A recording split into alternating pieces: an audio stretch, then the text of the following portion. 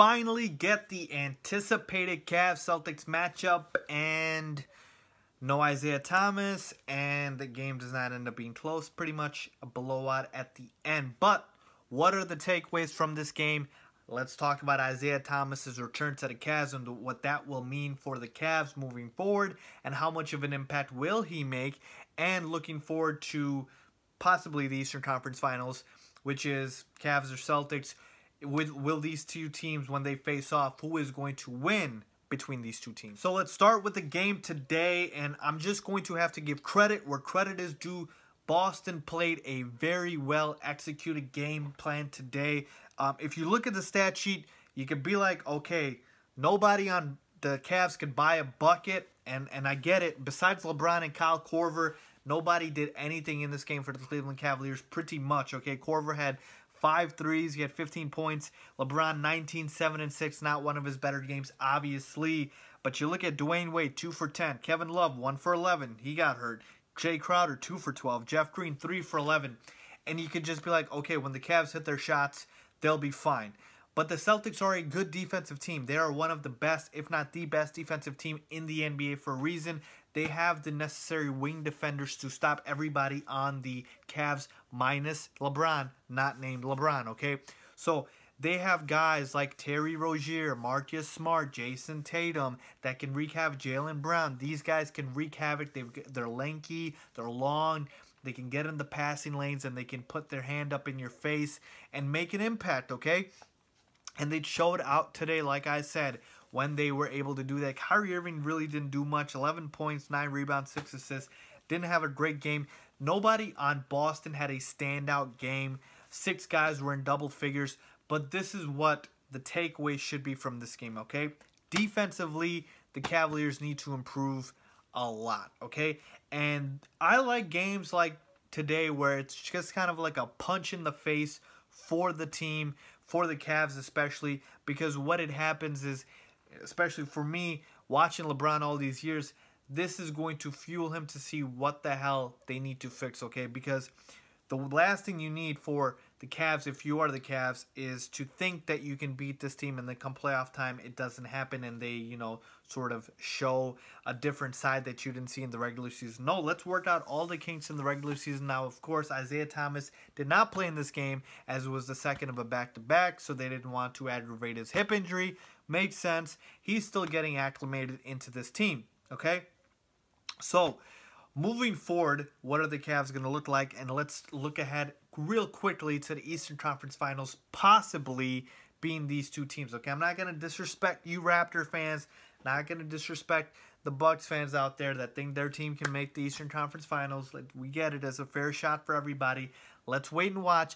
But just in case these two teams meet, what's going to happen, okay? So did this game indicate that the Celtics will beat the Cavs in the playoffs if they were to meet in the Eastern Conference Finals? Hell no, okay? And I'm saying that only because I am speaking from experience as a Bulls fan. When the Bulls had Derrick Rose's teams all those years going up against the Cavaliers, folks, we were undefeated against the Miami Heat teams, okay? When LeBron was on the Heat, we were sweeping those Heat teams 4-0 in the regular season. And come playoff time, 5 games, 6 games, 6 games, 4 games, LeBron would wipe out the Bulls just like that, okay? Those regular season games did not mean much. Now, am I saying throw today's game out, you can't take anything away from it? No, but like I said, Isaiah Thomas, we saw when he is available, this guy's a walking bucket, okay? Now Michael Beasley, although Michael Beasley was playing pretty well for the Knicks, I'll have to give you Beasley, all right? You've been playing pretty well. I've been using you in DFS. Now I'm referring to Beasley because he called himself a walking bucket. But Isaiah Thomas is a walking bucket. He can score it well. We know that. Once he gets ramped up and he's a starter, this starting lineup is going to be IT, J.R. Smith, LeBron, Crowder, Love. That's a lot of shooting. Wade, I like him off the bench because he gets a lot of usage with the second unit. Iman Shumpert's coming back. You got Channing Frye. Jeff Green's looking nice. So a lot of pieces and rotations still need to be mixed up and figured out with IT back in the fold. But the biggest thing with Isaiah Thomas is he's going to make Kyrie Irving work, and he's going to be able to keep the defense honest when they're not just looking at LeBron. The thing is, the Celtics know they can't stop LeBron James, so they won't try to. They'll let everybody else try to beat them, okay? So they'll try to let LeBron beat them and not let everybody else beat them. And today, clearly it worked. LeBron, like I said, besides him and Korver, nobody could buy a bucket. LeBron started off very aggressive, but by the time he tried to get everybody else involved, nobody could hit a bucket, okay? And like I said, credit to the Celtics defense for showing up and playing well. They've been a good defensive team all year long, but Isaiah Thomas will add that extra threat on the floor. I'm not going to say he's the difference because, like I said, I think this Cavs team can still beat the Celtics team, but when you add Isaiah Thomas at full strength, this is what is going to happen. I'm telling you, Kyrie Irving is playing good team defense, okay? In the same way Kyrie went from, oh, he can't defend to, oh, Kyrie Irving's a good defender. No, he's a good team defender. The team is able to mask his defensive abilities. Now, he's been, I'm sure he's worked on his defense, but I'm saying the same could be said for Isaiah Thomas, but the Cavs as overall need to work on their defense, okay? LeBron's intensity, you know, it picks up during playoff time, and it will this year as well. Once the games start to mean something, you will see all of these guys on Cleveland that don't really exert themselves defensively. They'll start doing it come playoff times, folks. When the games mean something in terms of, you know, playoffs, these older bodies, these older players, they don't want to exert themselves, and I cannot blame them, okay? This is an old roster, folks. It's a very old roster. This regular season is just for tuning up. That's all it is, okay? I'm telling you, once IT is back in the fold, I didn't even mention D Rose, bro. I did not even mention Derrick Rose. This is a deep, deep roster. There's a lot of scoring on this roster. This defense will not improve until playoff time, I believe, because these guys won't play like they want to play until playoff time.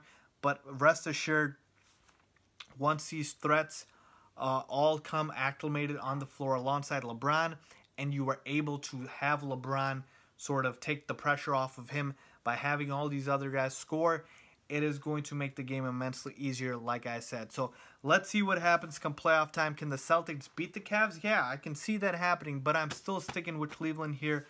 IT being back in the fold means something to me. I saw enough in that first game to know Isaiah Thomas is still Isaiah Thomas. He can still get buckets with the best of them. So I still have high hopes for this team. You're adding a 30-point score, for God's sakes, okay? Just IT, I just need you to be a good team defender. Can you do that for me? Just that's it, okay? Just don't be a revolving door on defense, if you will. But that's what I think, folks. Let me know what you guys think. If you guys still think the Celtics are for sure the better team over the Cleveland Cavaliers, let me know why. Again, hit me up on Twitter. Let's talk sports. Let's do it. Link down below for that. My social media, Twitter and IG. And make sure to turn on post notifications. Whenever I post a video, you will be notified. So, thank you for watching. As always, subscribe, and thank you.